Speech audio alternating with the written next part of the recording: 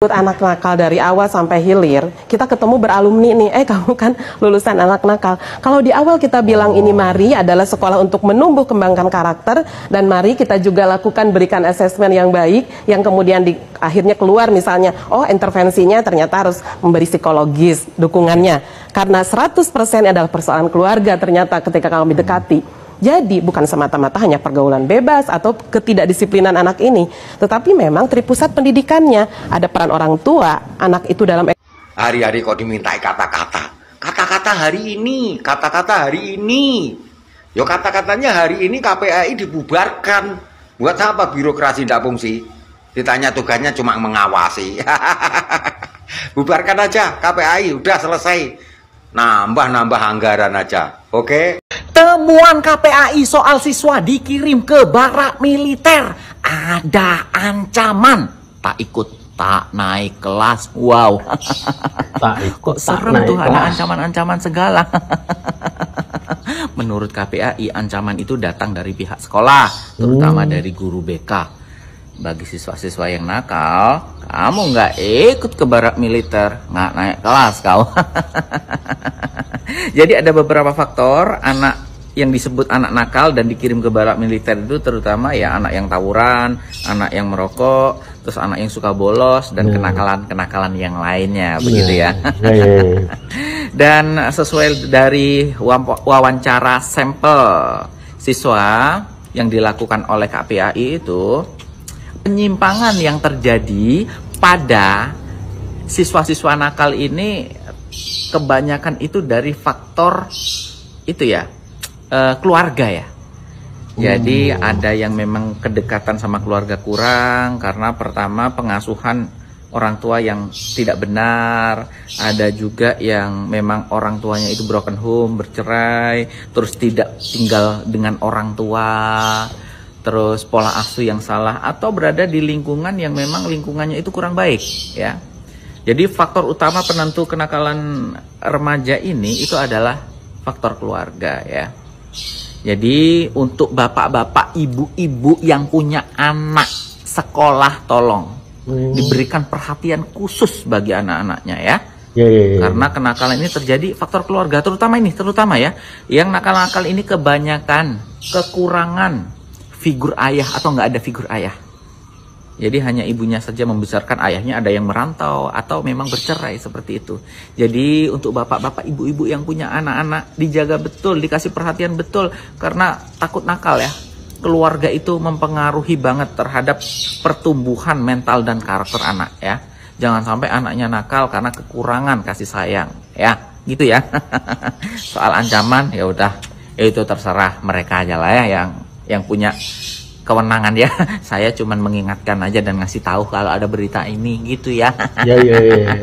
Kalau saya nanti jadi gubernur atau jadi pemimpin, saya baru mempunyai kewenangan untuk ini.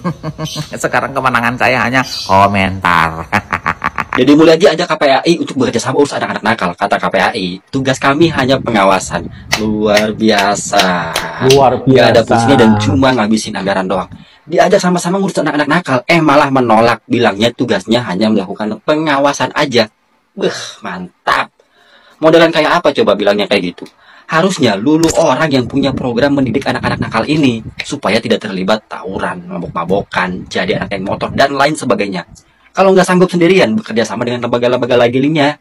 Program kalian apa sih buat memperbaiki masalah anak-anak nakal ini? Coba dong dikerjakan. Kan udah bidangnya, pasti mengerti dan paham betul dong dalam mengatasinya. Pantes aja masalah ini gak pernah kelar-kelar dari dulu. Ya modelannya kayak begini. Ntar bilangnya pelanggaran HAM lah, inilah, itulah. Justru hak-hak mereka sebagai anak hilang akibat pergaulan-pergaulan bebas seperti ini. Masa depan mereka hilang. Kagak lihat apa tuh, korban-korban pembacokan, bahkan sampai ada yang meninggal. Belum lagi yang ngemis-ngemis di jalan. Yang kayak gitu, itu cuma diawasi aja gitu. Diawasi aja. Ya kalau gitu ngapain dibentuk lembaga ini? Cuma buat ngabisin anggaran aja. Kalau tugasnya cuma mengawasi doang.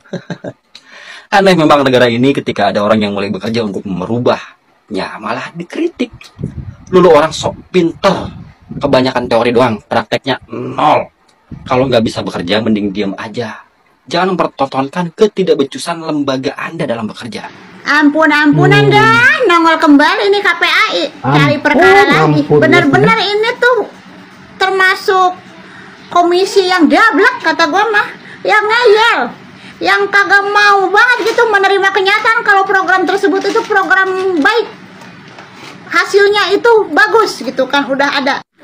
Kemarin-kemarin yang dikirim itu menghadap di depan layar kaca televisi rombongan wadon, perempuan, ibu-ibu solehah. Sekarang bagian lanangnya, bapak-bapak jasra marja, wakil anak ketua, sama-sama itu pemikirannya, pemikiran kolam dangkal. Nih, lihat aja pernyataannya di diskusi di TV One. Abang dah, lu pada kagak pengen ngiket tuh mulutnya, amang tuh ngetowel jidatnya, beneran dah. Masa orang ketagihan pengen memperbaiki mental, karakter, dihambat sih? Ya, makasih Mas. KPAI setelah 1 minggu pelaksanaan 2 program Barak ini mendatangi langsung Ke Barak? ke Barak, Mantau baik langsung? Purwakarta maupun di Dodik Bandung. Ya. Kita datang untuk menjalankan mandat pengawasan. Ada 3 hal yang kita lakukan. Pertama terkait kebijakan dan standar. Di awal kebijakan Pak Gubernur ini sudah melabel anak, kemudian mendiskriminasi anak, dan bahkan partisipasi anak pun tidak dibangun dalam program ini. Ya intinya mah warga itu yang dia omongin tuh yang terkait penemuan 6,7% yang itu, yang pernyataan anak-anak, sama yang katanya ada ancaman dari gurunya itu, yang kalau kagak ikut ke barak militer bakal nggak dinaikin kelas. Yang itu sebenarnya sih udah basi, itu udah dibahas berapa kali. Itu lagi yang mereka bahas tuh. Heran. Sekarang gini Pak, di situ kan Bapak bilang Bapak itu udah datang kan ke barak militer berkunjung, baik di Dodik Purwakarta maupun di Dodik Bandung. Sekarang gini, mana bukti dokumentasinya? Mana? Sini. Coba upload. Lihatkan dokumentasinya. Ini tuh udah era digitalisasi Pak.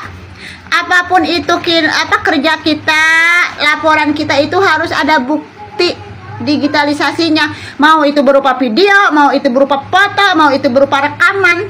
Tapi yang paling menguatkan bukti itu tuh bukti video. Mana dokumentasinya? Gue tanya. Jangan hanya cuma modal omon-omon sudah datang berkunjung ke barak militer, terus kita wawancara anaknya, keluarlah ini, keluarlah itu.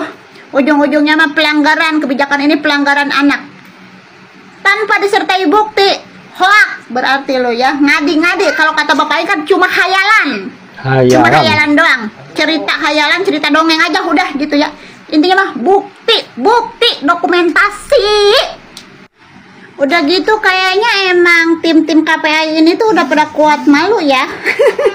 Udah pada putus urat malunya gitu. Di situ aja itu si Bapak, coba lihat di sekeliling lo Pak. Udah pada cengar-cengir nanggepin pernyataan lo. Udah kayak badut ulang tahun aja lo yang lagi ditanggap. Segala ngomong barak militer sepertinya harus dihentikan sementara agar untuk dikaji dulu. Kuja kaji, tepung kanji kali ya. Ngoteplokin tuh di jidat yang terang benderang udah kayak lampu taman. Yang ada yang harus dikaji ulang tuh bukan persoalan program barak militer kalau menurut gua mah. Tapi lu pada KPAI ini yang harus dikaji ulang. Baik itu sama rakyat maupun sama anggota-anggota DPR tuh. Kaji ulang tuh keberadaan KPAI.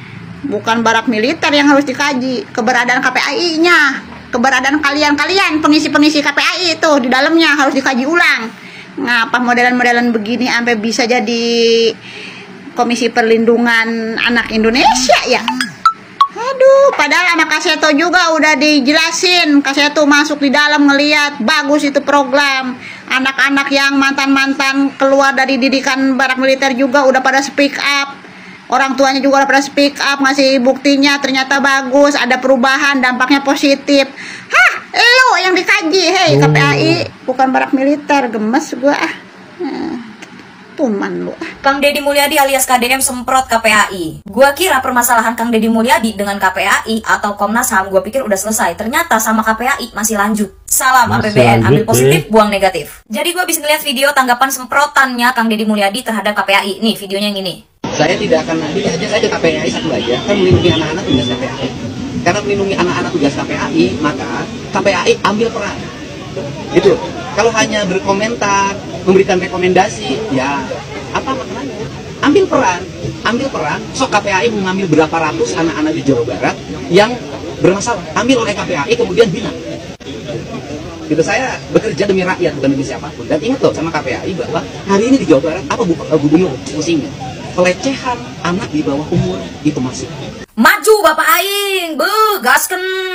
Tapi ini Kang Deddy mah kumaha atuh ieu. KPAI harus rapat dulu Pak, harus tuh dibanding dulu dia. Harus survei dulu ke lapangan dia dari Sabang sampai Merauke. Habis itu rapat lagi Pak, dikaji ulang lagi Pak, dievaluasi lagi Pak. Bercanda. Sementara di sisi lain ada Pak Adel Setiawan yang membandingkan Indonesia dengan negara Finlandia dan langsung di counter, langsung dibales sama cewek yang tinggal langsung di Finlandia.